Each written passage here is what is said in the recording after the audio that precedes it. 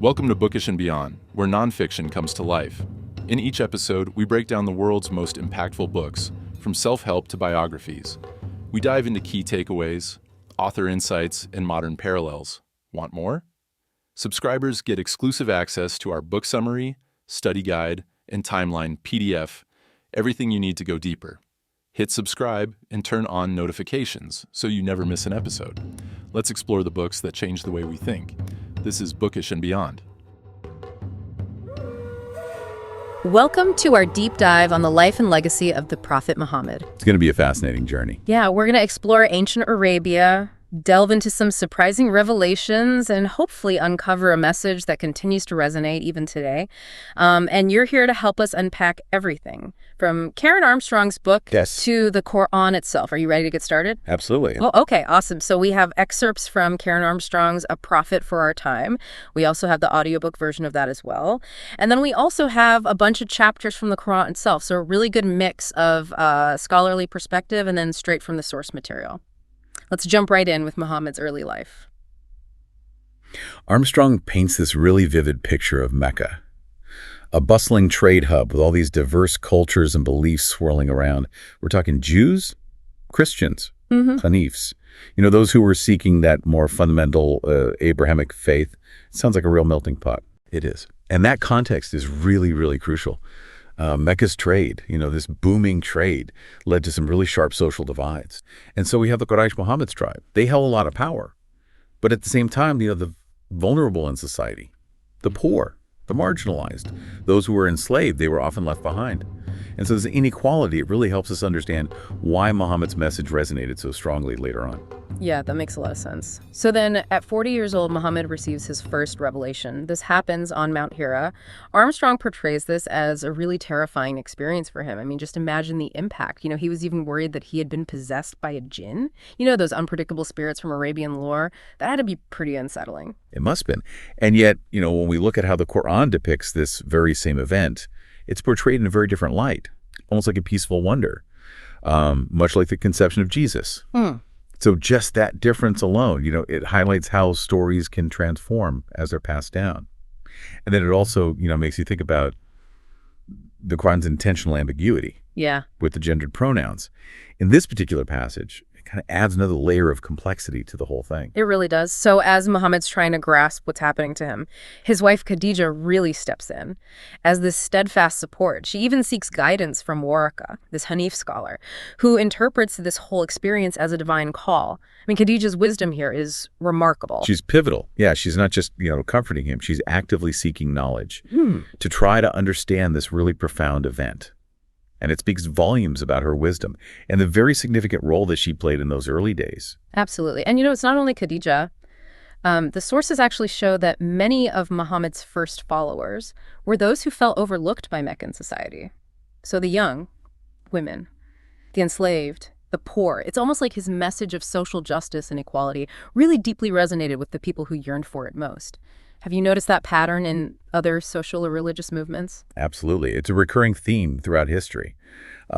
When those in power fail to meet the needs of the people, it's often those who are marginalized who become more receptive to radical change. Just think about early Christianity and how it appealed to the lower classes in the Roman Empire. It's a powerful parallel. That's a really good point. So now let's talk about the Quran itself. It wasn't revealed all at once, right? It was unveiled gradually, verse by verse, surah by surah. And it's deeply poetic, which makes a lot of sense considering how central oral tradition was to Arab culture at the time. Right. And that poetic nature wasn't just, stylistic. It was vital for the Quran's message to really sink in. It was meant to resonate on a much deeper level than just a set of rules. So think about its core teachings: monotheism, social justice, the day of reckoning. These were radical ideas that directly challenged the power structure of Mecca. Totally. Okay, so this is where things get really interesting. Armstrong talks about this satanic verses incident, where Muhammad briefly incorporated the three Meccan goddesses into his message. Now, from a historical perspective, this could be seen as a strategic move, to try to ease tensions with the Quraysh. What are your thoughts on that? It's fascinating because the Quran actually acknowledges this incident. It attributes the error to satanic influence and highlights Muhammad's subsequent rejection of those verses. And this really speaks to the dynamic nature of revelation and how it was shaped by, the complexities of Muhammad's life and the world around him. Yeah. Meanwhile, the Quraysh elite are growing increasingly uneasy with all of this. They're not buying this idea of a day of reckoning. And they certainly don't want to give up any of their traditions, especially the ones that are keeping them wealthy and in control. Right. And it's important to remember that the Quraysh weren't, the single-minded group. Some were more receptive to Muhammad's message than others. And their reactions were definitely influenced by, political considerations. But the fundamental clash was really centered on this idea of changing the established social order. And those in power rarely embrace that willingly. No, they don't. So things escalate. The persecution of Muslims in Mecca intensifies. We're talking verbal abuse, even physical violence, economic boycotts, the works. Armstrong even mentions Muslims fleeing to Abyssinia for safety. This was a time of immense hardship for the early Muslims. It really was. Yeah. And it raises a crucial question. How did the Quran advise Muslims to respond to such persecution? Interestingly, it emphasizes patience and forgiveness, this idea of hilm, but it also acknowledges the right to self-defense in certain situations. It's a nuanced approach that really reflects the difficult reality they were facing. Yeah, for sure. And then came this devastating blow, the death of Abu Talib, Muhammad's uncle and protector. This left Muhammad incredibly vulnerable, and it really set the stage for this pivotal turning point in his life and the development of Islam. The Hijra. Yeah, the Hijra. The migration to Medina, often seen as the moment that Islam transitioned from a group of believers into a true community. Yeah. It's also incredibly interesting to look at the Pact of Medina, a constitution establishing a multi-religious state. With Muhammad as the arbitrator, this wasn't simply about, religious conversion. It was about forging a new society. So life in Medina wasn't without its challenges, though, right? Oh, absolutely not. Yeah. You had the hypocrites, or the munafiqun. These were those who outwardly professed Islam, but were secretly plotting against Muhammad. Figures like Ibn Ubay come to mind. There's always a struggle for power, it seems, even within a new community. Yes. And tensions arose with some of the Jewish tribes. While hostility from Mecca continued, this period really tested Muhammad's leadership skills. He needed to be a mediator, a strategist, and a unifier in a very diverse and often volatile environment. And of course, then we have the military conflicts, which add yet another layer of complexity to the story. Yes, the relationship between the Muslims and the Meccans after the Hijra was strained, to say the least, eventually leading to that first military encounter at Badr. It's important to understand that the Quran's perspective on warfare evolved over time. Initially, it permitted self-defense, but later it justified offensive action as a response to the Muslims' expulsion from Mecca. It seems like Muhammad was constantly walking this tightrope, trying to balance, this need for security with the Quran's core emphasis on mercy and forgiveness. Absolutely, he was. And the major battles, Badr, Uhud, the Battle of the Trench, each presented unique challenges and highlighted the complexities of living by those principles amidst conflict. The Quran consistently emphasizes treating prisoners humanely, seeking peace whenever possible, and even showing mercy to enemies.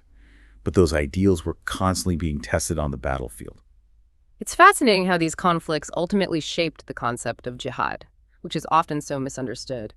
As we've discussed, it doesn't simply mean holy war, but encompasses this broader idea of struggle in the path of God. Precisely. It's a complex concept with multiple interpretations, but it's essential to remember its roots in this early period of Islam. It was a time when the lines between self-defense, justice, and the pursuit of peace were often blurred. Okay, so even as these conflicts are raging, we see social changes happening within Medina. Armstrong mentions the permission for Muslim men to take up to 4 wives, which even today raises a lot of questions about evolving gender roles and the status of women in society. How do you think we should interpret this within its historical context? Well, it's important to remember that polygamy was common in pre-Islamic Arabia. So this Quranic verse likely aimed to regulate and set guidelines for the practice. However, it's clear that it continues to spark debate and raise concerns within Muslim communities today. Yeah, that's fair. Okay, so we've covered a lot of ground. From those early revelations on Mount Hira to the formation of the Ummah in Medina, it's been an incredible journey so far. As we kind of wrap up this first part of our deep dive, what stands out to you? What should our listener keep in mind? For me, it's this dynamic interplay between revelation and context.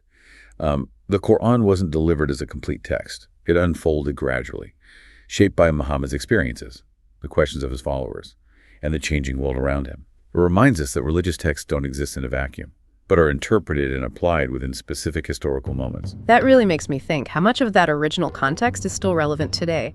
How do we reconcile the Quran's core message of peace and justice with the violence that we sometimes see committed in the name of Islam? It's a big question that we'll need to explore further as we continue our deep dive. That's a question that weighs heavily on many minds and definitely deserves a deeper look. But before we go there, let's pick up where we left off with Muhammad's life.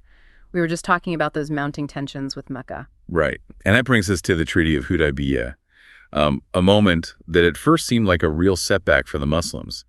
But as history shows, it turned out to be a brilliant strategic move. Armstrong describes the outrage among Muhammad's companions, particularly Omar, who saw the treaty's terms as a betrayal.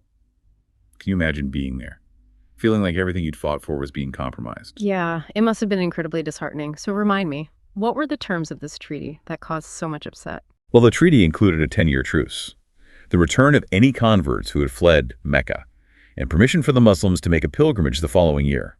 On the surface, it seemed like the Quraysh held all the cards. But this is where Muhammad's long-term vision really shines. What seemed like a defeat was actually a clever maneuver to strengthen the Muslim community. Okay, I'm intrigued. How did a treaty that seemed like a loss actually benefit the Muslims? Well, it provided a period of peace, a much-needed respite that allowed Islam to spread rapidly throughout Arabia, without the constant threat of war. It also presented the Muslims as reasonable and willing to compromise, which likely resonated with other tribes. In a sense, they won by appearing to lose. That's incredible. So by strategically conceding, Muhammad actually gained the upper hand. It makes you wonder, how did he manage to convince his followers, many of whom were understandably upset, to trust his judgment and to see this bigger picture? It speaks volumes about his leadership. He was able to articulate a vision that transcended immediate gains and focused on a more lasting peace and the growth of the Muslim community. This wasn't just about military victory. It was about laying the groundwork for a future where Islam could flourish. And then just 2 years later, the Muslims conquer Mecca.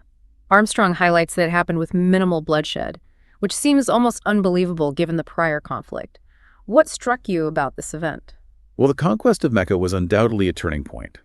But what's truly remarkable is Muhammad's decision to forgive his enemies. Imagine the magnanimity it took to pardon those who had opposed him so fiercely. People like Hind, Abu Sufyan, and Ikrimah. It's a powerful testament to his commitment to mercy and reconciliation. It's a recurring theme throughout Muhammad's life, isn't it? This constant tension between the old ways of tribalism and revenge and the Quran's radical message of forgiveness, mercy, and building a more just and equitable society. You're absolutely right. Muhammad's life and teachings constantly challenged the norms of his time, and the conquest of Mecca is a perfect example. He could have easily chosen retribution, but instead he chose reconciliation, setting a profound example for how Muslims should engage with those who oppose them. So Mecca is conquered, the idols are destroyed, and yet Muhammad doesn't remain there. Instead, he returns to Medina, consolidates Muslim power throughout Arabia, integrates former enemies into the Ummah, and focuses on building that just and compassionate society he'd envisioned. He was a man of action, wasn't he? He was. And his actions were consistent with his teachings.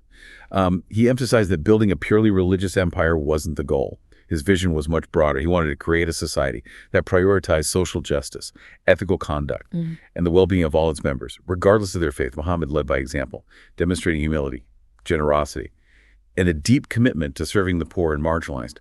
This is why he is so deeply revered by Muslims today. Now we're getting close to the end of Muhammad's life. He undertakes his final pilgrimage, delivers his farewell sermon, and passes away in 632. Armstrong really underscores a profound impact of that final sermon, with its messages of unity, equality, and upholding the teachings of the Quran. The farewell sermon is considered one of the most important texts in Islam, and for good reason. It encapsulates the essence of Muhammad's message and emphasizes those core values: life in one God, prayer, charity, fasting, pilgrimage, treating women with respect, upholding justice, avoiding usury, and maintaining social harmony. It's essentially a blueprint for an ethical and meaningful life. Do you see a connection between these values and the challenges we're facing today? Absolutely. We're still grappling with issues like war, poverty, injustice, the mistreatment of women, all things Muhammad directly addressed in his teachings. It's remarkable how relevant his message remains, even after all these centuries. It really is. And it's crucial to remember that he accomplished all this without ever claiming to be divine. Muhammad saw himself as a messenger, a human being chosen by God to deliver a message of guidance and hope. That message continues to inspire people worldwide to work toward justice, compassion, and a life dedicated to serving others. It's a powerful legacy. Now we've covered so much about Muhammad's life and legacy, from those early revelations all the way to his final sermon. As we move into the last part of our deep dive, what key takeaways should we highlight for our listener? What should they be pondering as we explore the ways in which Muhammad's life and teachings have been interpreted throughout history? Well, there are many layers to Muhammad's story and the legacy he left behind. But I think what's most important is that his life wasn't simply about establishing a new religion. It was about striving to create a more just and compassionate world. He challenged the tribalism, inequality, and violence of his time, and offered a different vision, one based on the Quran's teachings of social justice, mercy, and peace. These are ideals that continue to resonate deeply and offer a framework for building a better future. You've touched on something really important there, that idea of building a more just and compassionate world. It's a goal that feels both timeless and incredibly urgent right now. It is. And as we shift into this final part of our deep dive, I want to focus on how Muhammad's legacy has been viewed and interpreted throughout history. Because one thing that really struck me as we went through these sources was how differently the Quran and Armstrong's book present certain events. It's like looking through two distinct lenses, both illuminating, but offering unique perspectives on the same story. Yeah, that's so true. Like, take, for instance, the satanic verses incident.